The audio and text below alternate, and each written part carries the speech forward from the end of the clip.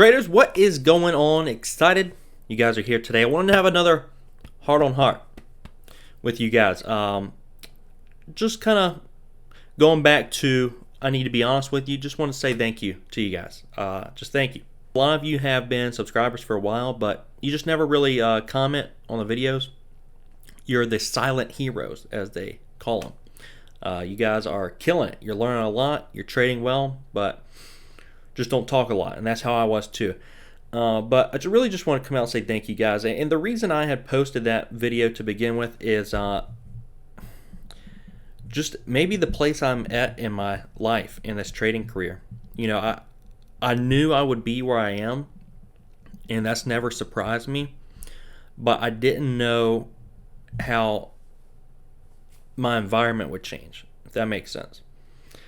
Trading is a very frustrating journey. There's pros and cons to whatever career path you choose. But as far as getting started, here's the very frustrating part is you have hardly anybody who supports it or who believes it. In fact, you have the people who you think you should be able to count on, depend on the most, who try to suppress it. And that's very frustrating. It's very frustrating because we're not born with this mindset of, oh, I'm going to fail at whatever I'm doing. It gets kind of ingrained in us through the people we interact with, through those who we share our ideas with, through that kind of negative influence.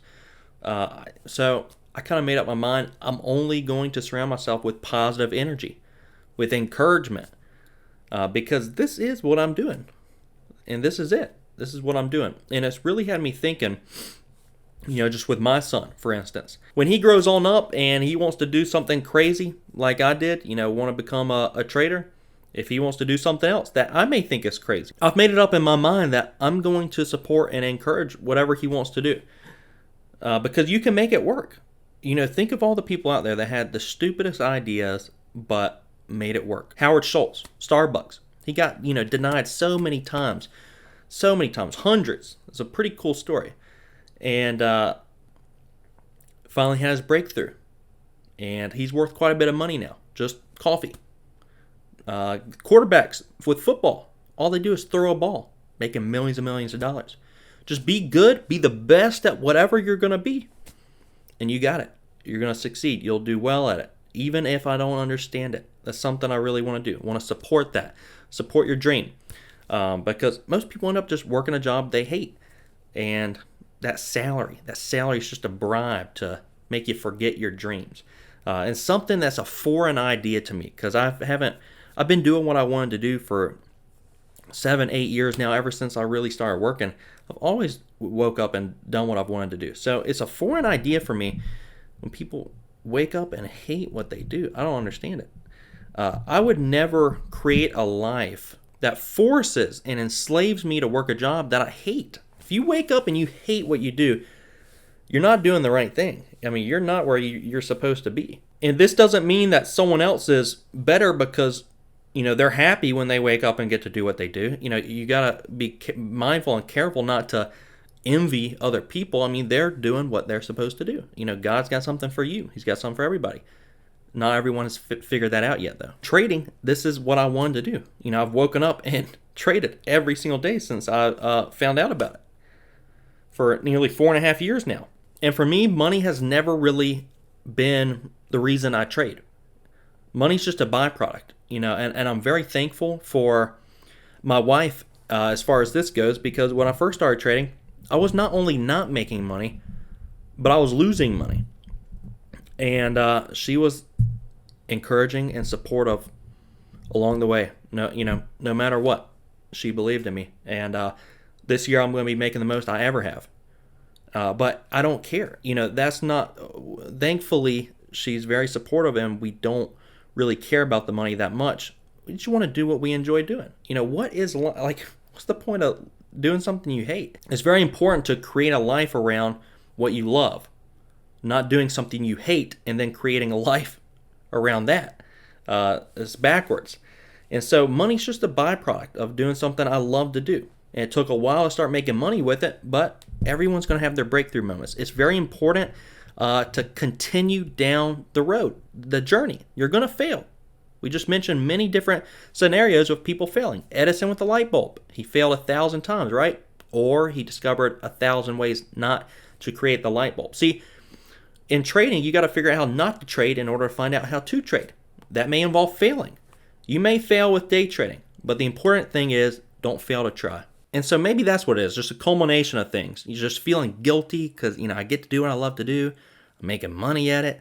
Then just kind of feeling lonely because the people who I wanted their support were never supportive. And then I just feel like I have to show numbers in order to get support when that's just not who I am. I don't want support by showing numbers. That's just not me. That's not what I want. That's not why I want support to begin with. And so it just gets lonely. But that's why it's very important to find that support system. In the trading world, we kind of understand each other.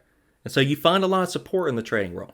It's just frustrating that we don't really necessarily get that from our immediate family. I've been very grateful and just encouraged by my wife.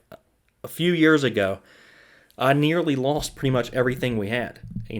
We had a few years ago, we had maybe 15, and I made a grave error, with the business that I had, and nearly lost all of it, and was, sick to my stomach, throwing up, and she didn't care.